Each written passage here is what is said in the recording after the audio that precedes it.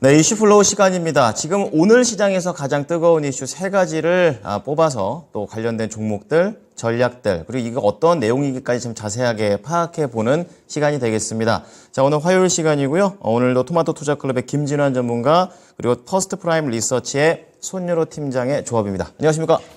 안녕하십니까? 네. 자, 오늘 좀 기대를 많이 해주시고요.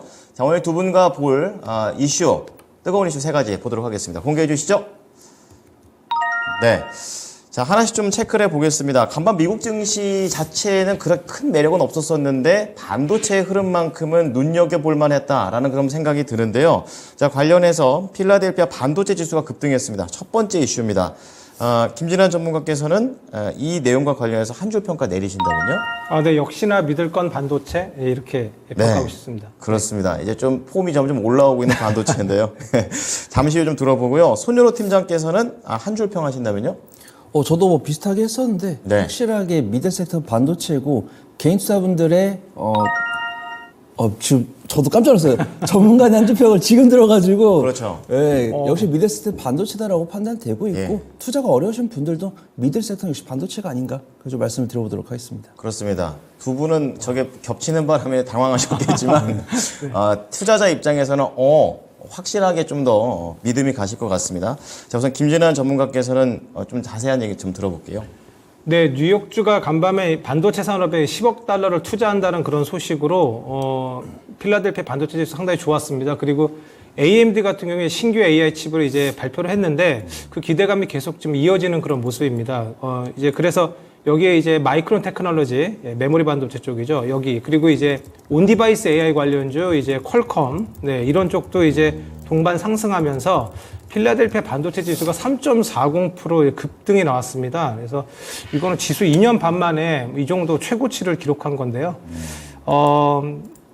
여기에 이제 아침에 이제 삼성전자가 이제 이어폰에 온디바이스 AI를 탑재한다는 그런 소식도 나왔습니다. 그래서 지난주에도 그랬나요?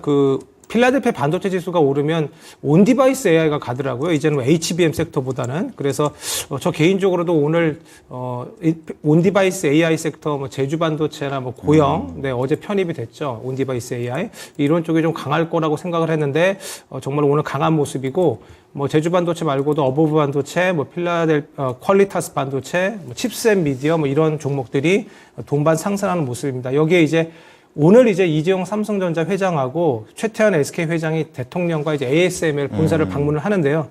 여기에서 이제 나올 그런 어떤 협력 기대감 이런 것들도 있고요. 그리고 어제 제가 말씀드렸다시피 그러니까 EUV 쪽은 기대감이 좀 있긴 있는데 주가적으로는 조금 반응이 좀 뜨뜻미지근합니다. 그래서 이런 쪽은 제가 어제 말씀드린 바와 같이 실적을 생각을 하시고 좀 중기적으로 바라보시는 게 어떨까 이런 생각을 하고 있습니다. 네. 자, 그렇다면 이 반도체 흐름 속에서 좀 봐야 될 토픽 들어가기 전에 키움증권에서는 이제 반도체와 관련해서 업종별로 좀 차별화가 올 거다 이런 전망들도 했었는데 동의하십니까? 근데 최근에는 그러니까 HBM 섹터가 너무 장비주들이 좀 이미 좀 미리 좀 오른 그런 감이 없지 않아 있습니다. 그래서 네. 조금 조정을 받고 뭐 그래도 믿을 건 NVIDIA 이렇게 생각을 하고 있기 때문에 네. 그래서 재차 결국엔 다시 또 갈 거라고 보고 있고요. 지금은 이제 반도체 하면 그러니까 온디바이스 AI가 지금 떠오르는 그런 지금 상황입니다. 그래서 온디바이스 AI 섹터가 지금 단기적으로는 우선은 가장 강한 테마로 보이고 있고요. 예. 그리고 이제 전공정이나 후공정, 그다음에 소재 부품 쪽도 뭐 결국에는 이제 반도체 사이클이 지금 이제 슈퍼 사이클이 시작되기 때문에 뭐 지속적으로 봐도 무관하지 않을까 이런 생각입니다. 종목들로는 어떤 거 보고 계십니까? 저는 종목은 우선은 그러니까 온디바이스 섹터를 제가 오늘 뭐 뒤에 이제 방송도 제가 좀 더 있는데 지금 공개하면 좀 그렇습니다. 네. 온디바이스 AI 쪽을 저도 좀 좋게 보고 그거를 얘기하려고 했는데 오늘 너무 급등이 나와버렸어요. 그래서 이거 어떻게 하나 이런 생각을 하고 있는데 전공정에 조금 저가권인 그런 종목들이 좀 있습니다. 그래서 그런 것들을 보고 있는데 만약에 단기적으로 좀 원하신다면 내년 이제 CES 가전쇼가 있죠. 거기에서 이제 자율주행 쪽도 이제 이슈가 좀 있습니다. 현대차에. 그래서 자율주행 섹터의 자동차 반도체 쪽과 조금 연결이 되고 있는 칩셋 미디어나 텔레칩 이런 쪽을 좀 보고 있는데요. 칩셋 미디어도 제가 여기 나와서 얘기하려고 하는데 또 이렇게 급등이 나오더라고요. 그래서 난감하네요. 네, 난감합니다. 그래서 지금 조금 내려오면 보시면 어떨까 이런 생각입니다. 네. 2시에 또 전문가님 신의 한 수라고 프로그램 나오실 거거든요. 이제 그때 조금 더 이 칩셋 미디어라든지 자율주행과 관련된 종목들에 대한 이런 대응책 같은 거 상황에 맞게 또 전달을 해드릴 테니까 많은 시청 부탁드리겠습니다. 자, 이어서 손연호 팀장께서는 이 부분과 관련해서 좀 더 자세한 내용을 들어보겠습니다. 네, 제가 긍정적인 말씀을 잘 드리는 편이긴 한데 맞아요. 초도 상당히 잘 칩니다. 일단은 이 반도체 당연히 믿을 만한 섹터다라고 하는데 항상 우리가 투자할 때는 기대에 사서 결과에 팔아야 됩니다. 그러면 반도체의 결과는 뭘까요? 지금 이 주식 투자 시작한 초보분들도 주식 투자 한 석 달 지나면은 아는 단어가 두 가지가 있습니다. CPI랑 FOMC예요. 그래서 주식 투자한 분들도 사실 반도체는 악재가 딱히 제가 2015년, 2016년부터 이 시장이 있었지만 딱히 반도체 악재는 들어보지 못했어요. 꾸준하게 성장하고 실적이 나오고 근데 그 실적을 강제로 꺾는 것이 이제 매크로 변수죠. 뭐 전쟁 뉴스라든가 무역 분쟁이라든가 이런 게 강제적으로 반도체 그 실적을 꺾다 보니까 네. 우리가 반도체든 2차 전지든 시장이 커질 걸 알아요. 근데 단기적으로 우리가 이제 반도체 거래를 하고 있었는데 갑자기 저기서 포탄 터졌는데 반도체 거래할 수 없잖아요. 그렇죠. 일단은 수그리고 봐야죠. 그러다 보니까 이제 삼성전자랑 반도체 SK하이닉스가 적자로 전환이 됐던 부분이고 이런 게 이제 전쟁도 다 끝나갔고 더 이상 우리가 이제 무역을 시작을 해도 될 것 같은데 과연 실적이 개선이 보이나 그랬더니 이제 삼성전자랑 SK하이닉스가 이제 3분기 연속 실적이 개선이 되고 있는 거죠. 향상이라는 말이 아닙니다. 개선이죠. 적자 폭이 줄어들고 있는 부분이고 그들이 우리가 투자 포인트로 삼고 있는 메모리 반도체나 HBM3. 메모리 반도체는 적자 폭이 줄고 있는 긍정적인 걸 우리가 눈으로 확인했고 HBM3는 가장 중요한 건 수주를 따야 되는데 저는 아직 수주를 눈으로 못 봤습니다. 우리가 삼성전자, 삼성인데 메모리 반도체 전 세계 1등인데 설마 엔비디아의 손을 못 잡겠어? 아직 잡은 건 없습니다. SK하이닉스 HBM2 엔비디아가 그렇게 호평을 했대. HBM3도 기술력 최강이래. 그러면 이제 엔비디아가 TSMC한테서 우리를 좀 나눠주겠네? 근데 아직 받은 게 없습니다. 한 10에서 한 20% 받을 거라고 예상을 해요. 자, 그럼 여기서 과연 제가 반도체가 이렇게 우상향을 하고 있고 실적 개선되고 있고 D램 메모리 가격 오르고 있고 오늘 CPI 발표하고 FOMC 시작하고 이번 주 목요일날 금리 발표하고 과연 반도체는 언제 밀릴까요?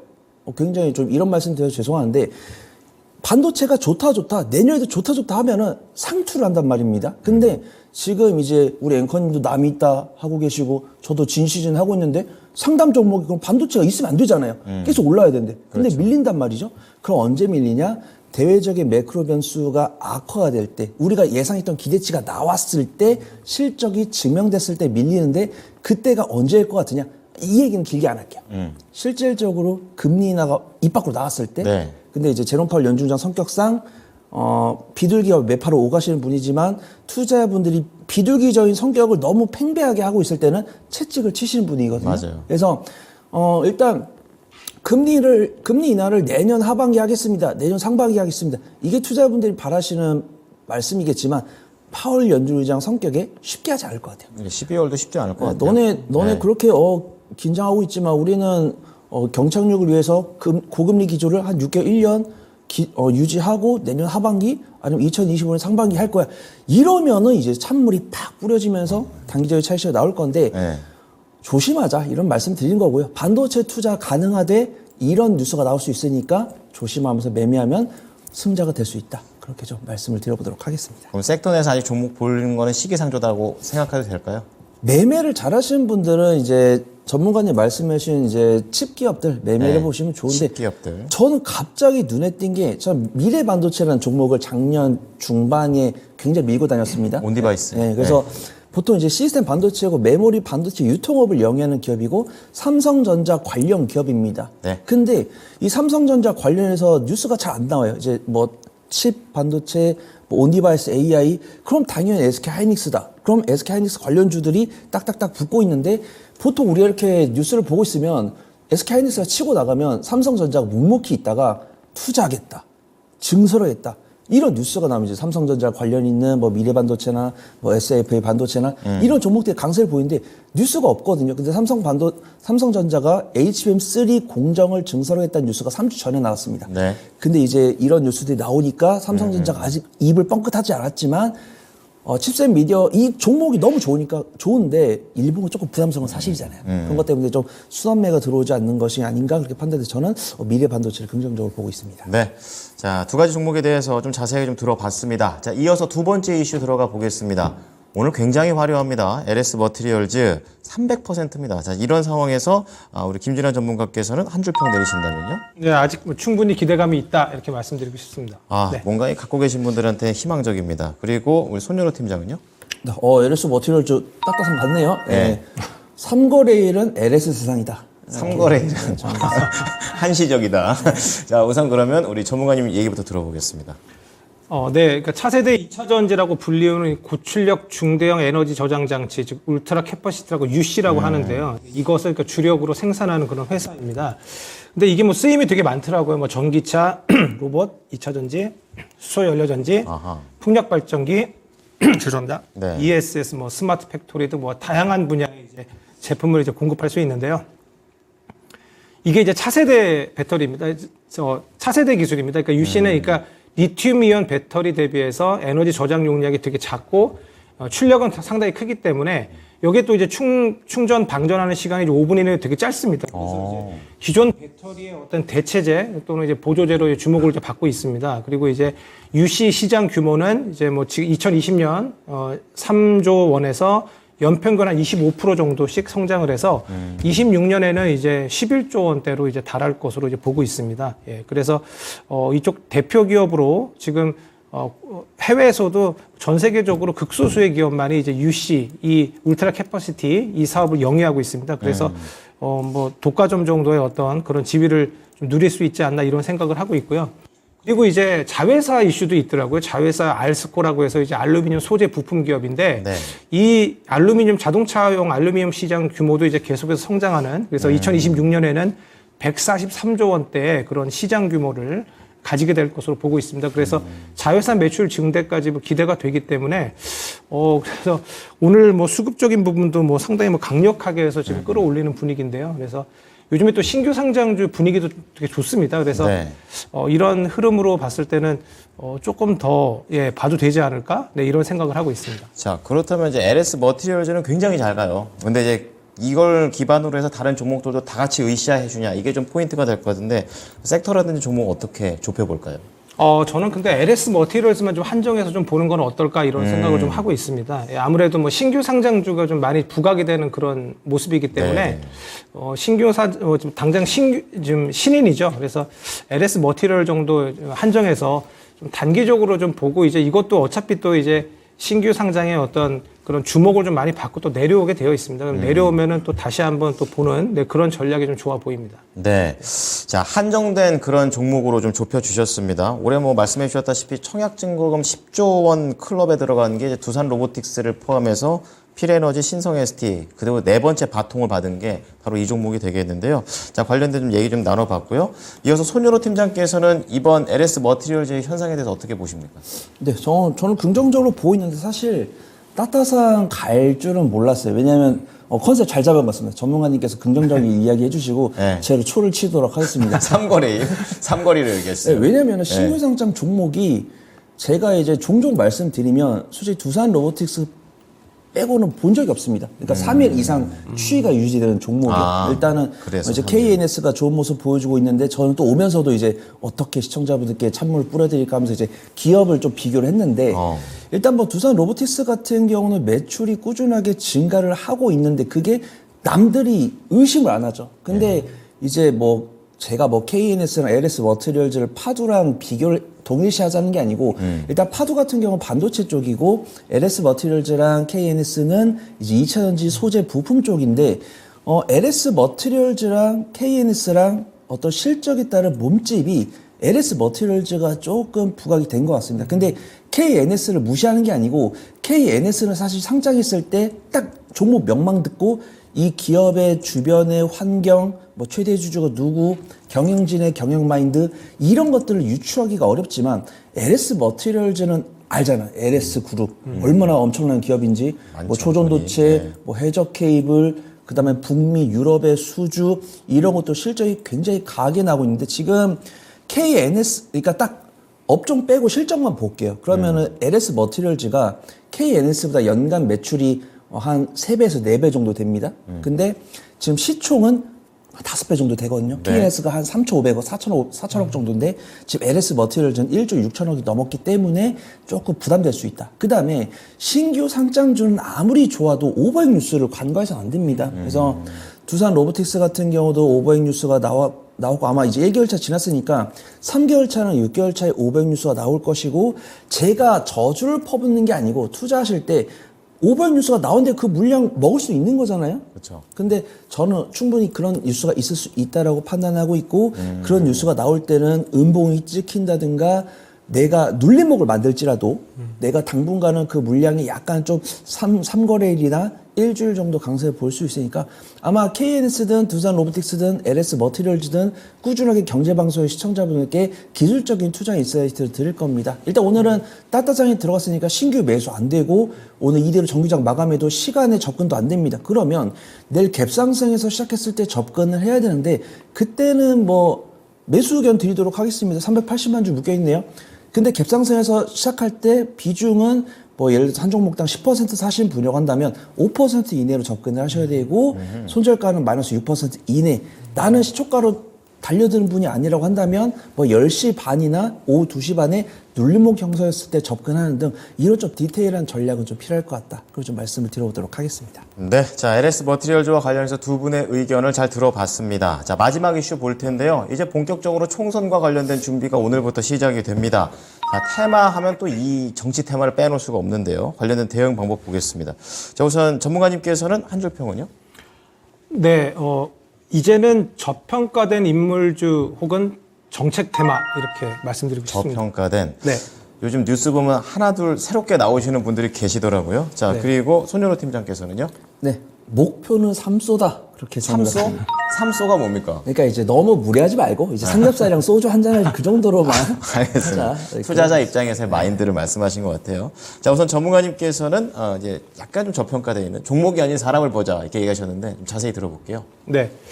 그러니까 이제는 너무 그러니까 뭐 한동훈 장관 관련주도 네, 우선주 이런 것들이 좀 많이 좀 움직이죠. 그래서 이미 너무 높습니다. 그리고 조금 이제 뭐 대상홀딩스 우 같은 건 좀 내려오더라고요. 그래서 유력 인물주는 이제 너무 높기도 하고 이제 끝물이라고 하긴 좀 그렇긴 한데 좀 올라갔다 이제 고점을 찍고 좀 내려오는 그런 모습이기 때문에 네. 지금 뭐 따라가기도 그렇고 다시 또 손도 저희가 또 이제 안 나가지 않습니까? 애매하죠. 그래서 네, 그래서 그리고 또 이제 최근에는 또 이제 이낙연 전 대표의 이제 관련주들이 좀 다 올라오는 모습인데요. 그러니까 오히려 만약에 보신다면 이제 부각 안 된 후보가 이제 처음으로 이제 부각이 되면 그때 보시는 것도 좋고요. 그리고 또 하나는 좀 안정적으로 보자면 유력 인물들의 정책 테마 쪽을 좀 보면 어떨까 이런 생각입니다. 네. 그래서 특히 제가 본 거는 저출산 쪽인데요. 그러니까 오늘도 좀 기사가 좀 나왔었습니다. 저출산 쪽이. 그래서 자료를 보시면요. 나가고 있는데 계속해서 결혼을 안 하네요. 네, 맞습니다. 네. 작년 보니까 애도 뭐 안 낳고. 신혼부부 통계를 보니까 103만 쌍, 그리고 평균 자녀 수도 이제 0.65가 됐습니다. 뭐 제가 저번에 봤을 때는 0.8이었는데 더 내려갔어요. 0.7로 되더니만 이제 0.65까지 내려가는 모습인데 네. 저번에 그래서 뭐 이런 이유로 뭐 한석학이 이제 국가가 소멸한다 뭐 이런 얘기도 있었고 그쵸. 경제 성장률이 2050년에 뭐 제로가 된다 뭐 이런 또 기사도 지난주에 나왔습니다. 그래서 뭐 정책 테마로 그러니까 예를 들어서 뭐 한동훈 장관께서 뭐 얘기를 하셔가지고 뭐 올라갈 수도 있고 뭐 이런 것들을 보는 건 아니고 언제든 이게 저출산 이슈는 부각될 수 있습니다. 그쵸. 대통령께서도 뭐 얘기할 수도 있고 하기 때문에 그래서 차라리 저출산 쪽 특히나 또 차트적으로 봐도 꿈비나 뭐 제로투세븐 이미 벌써 제가 말씀을 드렸는데 또 날아가죠. 네, 이런 종목들도 추세가 나쁘지 않거든요. 그러니까 언제든 튈 수 있는 자리라고 생각하고 있기 때문에 이런 쪽으로 정테마는 접근하시는 전략이 어떨까 이런 생각입니다. 근데 이제 저도 이제 아이를 키우지만 이건 단기적으로 끝날 문제 같지가 않아서 중장기로도 봐도 괜찮습니까? 종목? 네, 맞습니다. 근데 저도 이 주식을 보면은 뭐 저출산이라고 해서 이게 진짜 꿈비나 아가방 컴퍼니, 그다음 뭐 제로투세븐 이런 것들이 정말 실제로 정책 테마로 이게 수혜를 볼 수 있는 기업인가 이런 것들에 대한 의구심은 항상 있습니다. 그건 제가. 있지만, 네, 근데 아시다시피 뭐 우리 주식은 또 테마로 움직이는 부분이 있으니까요. 그러니까 그래도 결론적으로는 계속 어떤 주식은 이력이 있고 네, 이력으로 인해서 또 움직이는 것도 있기 때문에 계속 저출산으로 부각이 된 그런 종목들이기 때문에 추적해 보는 것도 좋아 보이고요. 그리고 하나 더 추가하자면 제가 뭐 다른 아까 말씀드렸다시피 그러니까 정책 테마 말고도 지금 부각이 안 된 그런 인물주들이 있습니다. 뭐 유승민, 네, 신당 쪽이죠. 네, 관련주 뭐 이런 것들도 보니까 관련주들 차트적으로는 좀 접근할 만 하더라고요. 그래서 이런 것들도 한번 보시고요. 네, 그냥 테마적으로 접근하셔야 되기 테마로. 때문에 네, 그래서 뭐 장기적으로 막 장투해야지 뭐 이런 건 아니고 그렇죠. 뭐 소액 그냥 테마주로 접근하시는 것이 좋은 전략이라고 생각합니다. 네, 인물과 정책 쪽에 좀 포인트를 맞춰보고요. 손현우 팀장께서는요? 네, 전문가님과 마음이 맞았습니다. 아, 그런가요? 저도 마찬가지고요. 일단 이 테마주, 제가 이제 섹터 산업군이라 부르고 테마라고 부른 거의 차이는 네. 실적이 나오냐 안 나오냐입니다. 실적이 안 나오는데 사람들의 관심이 모이고 주가가 움직이면은 이제 투자자들이 저는 그래요. 나는 실적이 안 나온 섹터는 투자하지 않겠어. 좋습니다. 근데 이 경제TV를 보시는 분들 중에서는 어려운 시장 속에서도 수익을 내고자 하시는 분들이 계시다 보니까 정치 테마주도 굉장히 그 조회수가 잘 나오고 투자분들께서 관심을 가지고 계신 거 아닌가 그렇게 판단되는데 제 한 줄 평에서도 말씀드렸다시피 테마는 테마일 뿐 이 종목으로 내가 어떤 일확천금을 하겠다 이런 부분은 접고 이제 이걸로 매매해서 그쵸. 수익을 내가지고 친구분들하고 저녁에 술 한잔 할 수 있는 그 정도만 있으면 좋겠다 그렇게 판단되고 있고요. 저는 정치 테마는 공부를 잘 안 합니다. 저도 만약에 이 정치 테마로 뭐 시청자분들께 수익을 내고 싶으면은 이 어떤 위인분하고 뭐 학교 다 찾고 대표자분들 학력 다 찾고 이랬겠죠. 사회이사들 다 근데 찾고. 그게 이게 투자 전문가로서 할 일인가? 그런 생각이 드는 거예요. 그래서 일단은 시장에 나와 있는 대장주 중에서 그래도 내가 큰 노력 없이 수익을 가져갈 수 있는 종목을 보자라고 하면 확실하게 대장급 인물 2명이 나왔고 서로 넘나들면서 강세를 보였다, 물량 소화하고 반대 치고 언론 나오고 이런 거를 이용을 해야 된다고 판단돼요. 그래서 이제 이낙연 전 대표 같은 경우가 그제 강세 보여준 다음에 이제 오늘 단기 차익실험 나오고 있고 한동훈 법무장관이 다시 한 번 더 개인 투자분들 접근하면서 네. 좀 바닥권에서 올라오는 모습 보여주고 있으니까 저는 뭐 제 정치적인 성격을 말씀드린 게 아닙니다. 이 인물과 관련된 종목이 수급과 주가 추이가 이렇다라는 부분이고 이제 전문가님께서 저출산이랑 온라인 교육 말씀해 주셨는데 온라인 교육은 실적이 나오고 네. 저출산은 실적이 안 나와요. 그래서 꿈비나 쌈지엔터 저도 정말 좋아하는데 올해 초부터 강세를 보여줬던 종목인데 쌈지엔터 실적 한번 봐보십시오. 실적 안 나왔습니다. 네. 그러니까 이런 이제 기대감을 주는 뉴스가 나오면 기대감에 매매를 해볼 뿐 중장기적인 투자는 저도 말려드린다. 이렇게 좀 말씀을 드려보도록 하겠습니다. 네, 자 팀장께서는 또 실적 쪽으로 좀 포인트를 맞춰서 짧게 즐겁게 좀 투자해 보자고 얘기를 해주셨습니다. 오늘 내용 잘 들었습니다. 감사합니다. 감사합니다. 네, 오늘 이슈 플로우와 관련해서 김진환 전문가 그리고 손여로 팀장이었습니다.